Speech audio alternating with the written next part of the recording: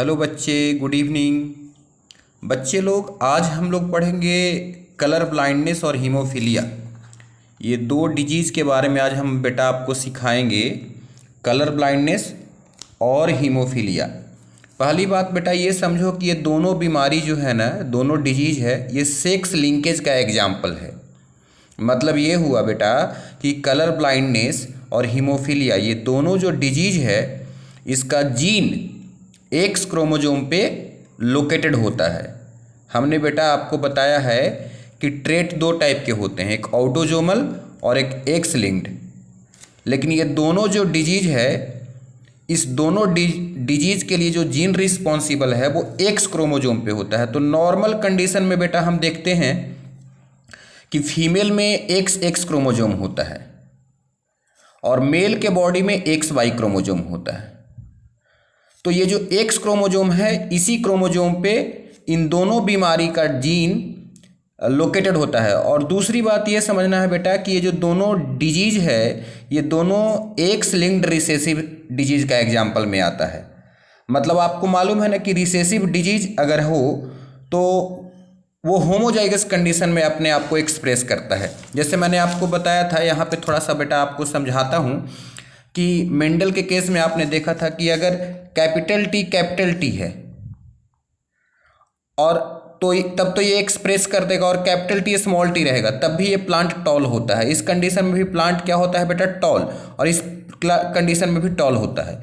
लेकिन small T इस condition में, हेट्रोजाइगस कंडीशन में अपने आप को एक्सप्रेस नहीं करता है। मतलब रिसेसिव डिजीज, रिसेसिव एलील अपने इफेक्ट को हेट्रोजाइगस कंडीशन में नहीं दिखा पाएगा बेटा।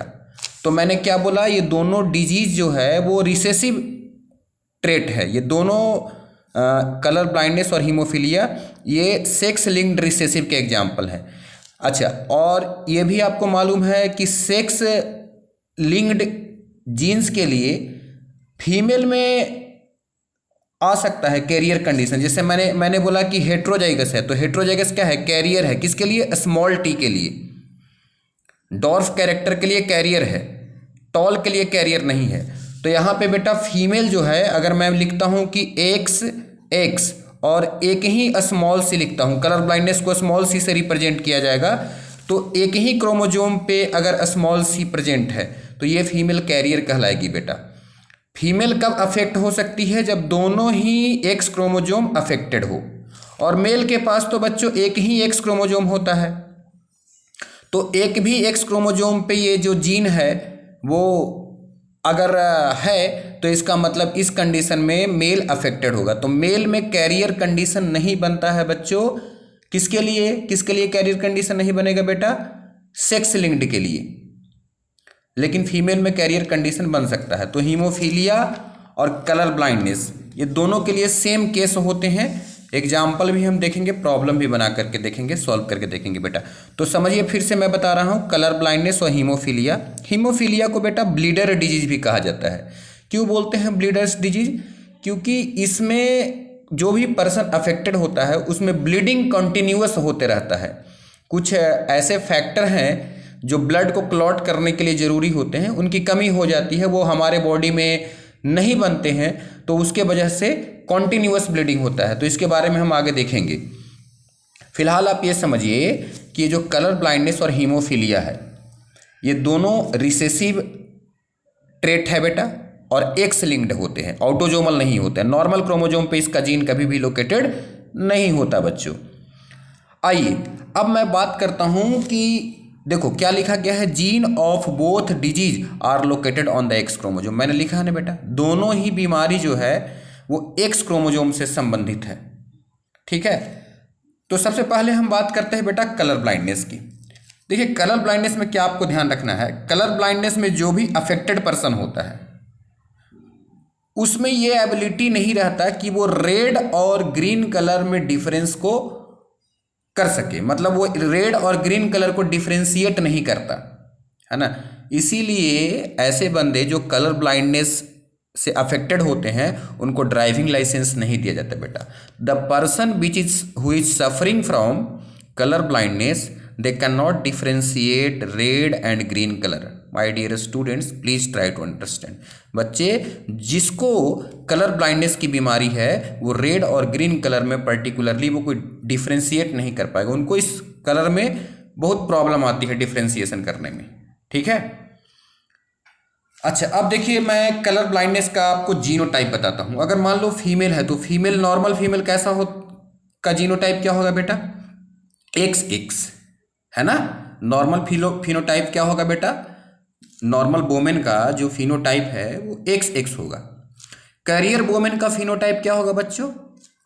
कैरियर वोमेन में मैंने बोला एक, ये देखो ये फिनोटिपिकली क्या है बेटा? नॉर्मल है, मतलब इसमें कैरेक्टर अपीयर नहीं होगा, लेकिन ये कैरियर है। कैरियर का मतलब वो होता है जो अपने आगे आने वाला ऑफस्प्रिंग को वो डिजीज प्रोड्यूस कर सकता है, मतलब उसमें ट्रांसमिट कर सकता है, लेकिन खुद उसमें उसका फिनोटाइप अपीयर नहीं होगा।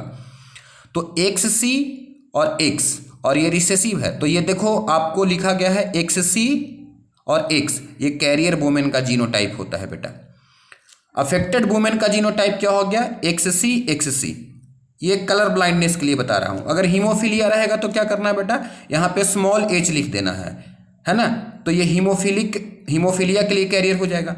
अभी क्योंकि कलर ब्लाइंडनेस की बात कर रहे हैं तो अभी मैं उस पर नहीं जाता हूं। अगर यहाँ पे दोनों में स्मॉल h लिख देंगे तो ये हीमोफिलिक वोमेन हो जाएगा। ठीक है, और नॉर्मल वोमेन का कंडीशन ये रहेगा, दोनों X क्रोमोजोम इसके नॉर्मल दिखाए जाएंगे। अच्छा, मैन में क्या होता है बेटा? मैन में XY होता है नॉर्मल कंडीशन में, XY होता है। और अगर कोई मैन अफेक्टेड है तो उसके लिए XCY लिखेंगे। C का मतलब ये कलर ब्लाइंड, ये अफेक्टेड हो गया। यहाँ पे कैरियर कंडीशन नहीं बनेगा। क्यों कैरियर नहीं बनेगा? क्योंकि एक ही X क्रोमोजोम है। तो कभी भी याद रखना बच्चों, X लिंक्ड डिजीज के लिए कभी भी मैन कैरियर नहीं होता। अब समझ में आ गया आपको? तो इतनी सी छोटी सी इंफॉर्मेशन है बेटा, आपको याद रखना है। चलिए अब हम लोग इससे रिलेटेड एक प्रॉब्लम को सॉल्व करते हैं। एग्जाम में क्या प्रॉब्लम आता है उसको एक सॉल्व करके दिखाता हूं। एक आपको प्रॉब्लम देखिए, तो हमने क्या लिखा है बच्चों? Problem based on colour blindness. हमारा क्या है टॉपिक बेटा? कलर ब्लाइंडनेस से रिलेटेड एक प्रॉब्लम को सॉल्व करेंगे। क्या लिखा गया है बच्चों? जरा पढ़िएगा, रीडिंग कीजिएगा बेटा। लिखा गया है what percentage of offspring is phenotypically normal and colour blind respectively. Normal और कलर ब्लाइंड जो ऑफस्प्रिंग होंगे उनका परसेंटेज बताना है। When a normal women married with colour blind man. समझ में आ गया? एक नॉर्मल वुमेन है बेटा, उसको कलर ब्लाइंड मैन के साथ मैरिज कराया गया है। तो आपसे क्वेश्चन पूछा जा रहा है कि कितने परसेंट ऐसे ऑफस्प्रिंग होंगे जो नॉर्मल दिखाई देंगे फिनोटिपिकली, मतलब उनका फिनोटाइप क्या होगा बेटा? नॉर्मल होगा। और कितने परसेंट ऐसे होंगे जो कलर ब्लाइंड से अफेक्टेड होंगे? बहुत ही आसान सवाल है बेटा। देखिए, नॉर्मल वुमेन को मैरिज कराना, तो नॉर्मल वुमेन का भी जीनोटाइप लिखा था बेटा पीछे, XX, है ना। और कलर ब्लाइंड मैन का हमने क्या लिखा था? XCY। यहाँ तो कैरियर होता नहीं है, तो यहाँ तो कलर ब्लाइंड का XCY हो गया बेटा। कलर ब्लाइंड दिखाया भी गया है आपको। कैरियर का केस मैन में नहीं आएगा, याद रखना। कैरियर मैन किसके लिए कैरियर हो सकती है बच्चों? ऑटोजोमल ट्रेट के लिए, लेकिन एक्स लिंक्ड के लिए ट्रेट नहीं, कैरियर नहीं होती। अब देखिए यहाँ से गैमेट क्या बनेगा? इधर से X इधर चला गया, XC, और ये Y हो गया। यहाँ से गैमेट क्या बनेगा? X और X। अब क्रॉस करवाओगे, इसको इसके साथ क्रॉस करवाएंगे, फिर इसको इसके साथ क्रॉस करवाएंगे, फिर इसको इसके साथ क्रॉस करवाएंगे, फिर इसको इसके साथ क्रॉस करवाएंगे। क्रॉस करवाने का तरीका पता है ना बेटा? इसको इसके साथ, फिर इसको इसके साथ। तो वो वाला क्रॉस नहीं करवाना चाहते हो तो सिंपल तरीके से ये देखो पनेट स्क्वायर मैंने बना लिया है। दोनों फीमेल गैमेट को एक साइड में रखा बेटा, और इधर दोनों मेल गैमेट को एक साइड में रखा। अब यहाँ पे क्रॉस करवाइए X और इधर XC, तो XC X हो गया बेटा, है ना। फिर देखिए यहाँ पे X और Y हो गया। फिर देखिए यहाँ पे X और इधर XC, तो XC X हो गया और ये XY हो गया। तो ये दोनों जो वुमेन बने हैं बेटा, दोनों जो फीमेल बनी है, सॉरी मतलब जो गर्ल बनी है, वुमेन नहीं बोलना है, ऑफस्प्रिंग है ना। तो ये जो दोनों गर्ल बनी है, ये जो दोनों लड़की बनी है, ये दोनों लड़की कैरियर है। दिखाई दे रहा है ना बेटा आपको? दोनों लड़की कैसा है? कैरियर है ना बेटा बच्चों। और जो दोनों बॉयज बने हैं, तो दोनों बॉयज क्या है बेटा? नॉर्मल है। आई थिंक आपको समझ में आया होगा बेटा। कैरियर क्यों बोला? अभी मैंने लिखा था कैरियर का जीनोटाइप XCX, दोनों क्रोमोजोम अगर अफेक्टेड रहेगा तब कलर ब्लाइंडनेस होता है। तो जो कैरियर है वो भी फिनोटिपिकली देखने में नॉर्मल ही लगेगा। इसका मतलब हम कह सकते हैं कि hence phenotypically all offspring are normal.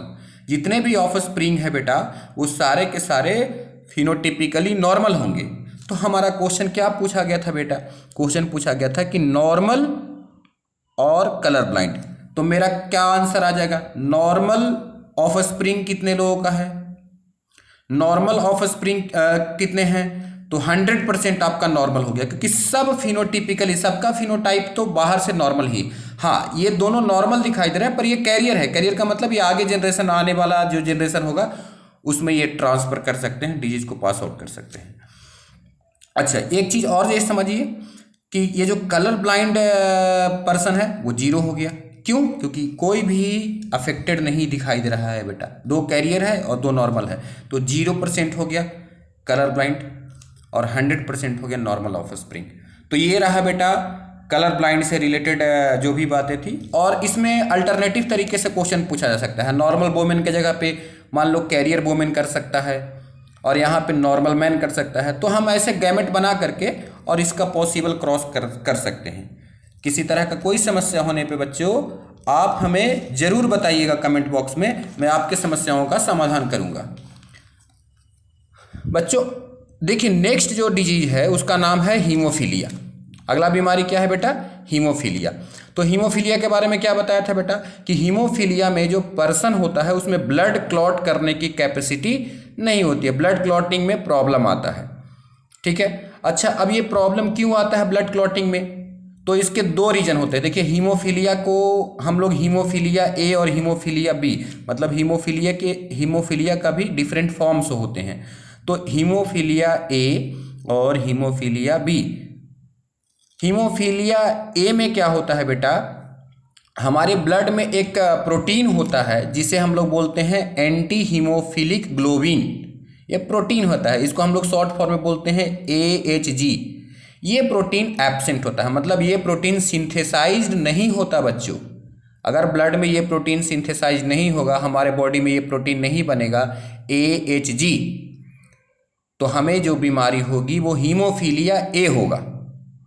और अगर किसी पर्सन के अंदर में, किसी व्यक्ति के अंदर में, ह्यूमन के अंदर में अगर प्लाज्मा, एक मिनट, सॉरी हिल गया, अगर प्लाज्मा थ्रोम्बोप्लास्टिन, एक प्रोटीन होता है जिसका नाम होता है प्लाज्मा थ्रोम्बोप्लास्टिन, तो प्लाज्मा थ्रोम्बोप्लास्टिन एब्सेंट होगा तो उस पर्सन को हीमोफीलिया बी नाम के डिजीज हो जाएगा।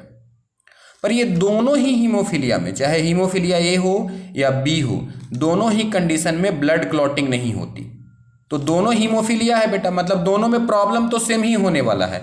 लेकिन यहाँ पे एंटी हीमोफिलिक ग्लोबिन एक प्रोटीन है, ये एब्सेंट होता है। आपसे क्वेश्चन आ सकता है, आपसे क्वेश्चन पूछा जा सकता है। और हीमोफीलिया बी में प्लाज्मा थ्रोम्बोप्लास्टिन, ये सब क्लॉटिंग फैक्टर होते हैं बेटा, तो इनके एब्सेंस होने की वजह से ये प्रॉब्लम क्रिएट होता है। इसको क्रिसमस डिजीज भी बोलते हैं, ये ध्यान रखिएगा। अच्छा, अब हीमोफीलिया पे बहुत सारे सवाल आ सकते हैं। जैसे कि हमने बोला कि कोई एक पर्सन है, सपोज मैं आपको क्वेश्चन दे देता हूँ, आप बताइएगा कैसे, क्या इसका आंसर होगा। मैंने बोला एक वोमेन है, वोमेन क्या है बेटा, हीमोफिलिक है, तो हीमोफिलिक रहेगा तो स्मॉल एच लिखेंगे। और नॉर्मल वोमेन है तो नॉर्मल वोमेन का क्या, नॉर्मल मतलब ये क्या है, वोमेन है, तो ये वोमेन का क्या हो गया बेटा, हीमोफिलिक कंडीशन है। और अगर हमने लिखा XY, मतलब ये नॉर्मल मैन है, ठीक है, तो आपको कंडीशन बताना है क्या होगा। तो देखो XHX, फिर क्या हो गया XHY, फिर XHX और XHY। मतलब यहाँ पे जितने भी फीमेल बनेंगे बेटा, ये जो फीमेल बना है XH और XH और X, ये दोनों को दोनों फीमेल क्या हो गया, कैरियर हो गया। और इधर हुआ XHY और XHY, मतलब दोनों का दोनों मेल जो है वो बेटा हीमोफिलिक हो गए। सॉरी क्या मतलब, दोनों का दोनों मेल जो है वो क्या हो गया बेटा, हीमोफिलिक है ना, ये हो गया हीमोफिलिक। ठीक है ना बच्चों। तो 100% जो इसमें मेल है वो कैसा है, हीमोफिलिक। और जितने भी वुमेन बने हैं वो कैसे हैं बेटा, कैरियर। 100% वुमेन जो है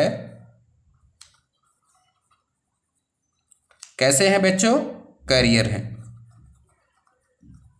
ठीक है, तो आई होप आपको ये समझ में आया होगा। अगर बेटा समझ में आया है तो वीडियो को ज़रूर लाइक कर दीजिए और हमारे चैनल को ज़रूर सब्सक्राइब कर लीजिए। हम ऐसे ही नए नए वीडियो को लाते रहते हैं। और बच्चों आपको नोट्स चाहिए तो आप हमें कमेंट कर सकते हैं और हमारे चैनल को सब्सक्राइब कीजिए। तो इस तरह के यूजफुल वीडियो आप तक जाते रहेंगे। Thank you for watching my video.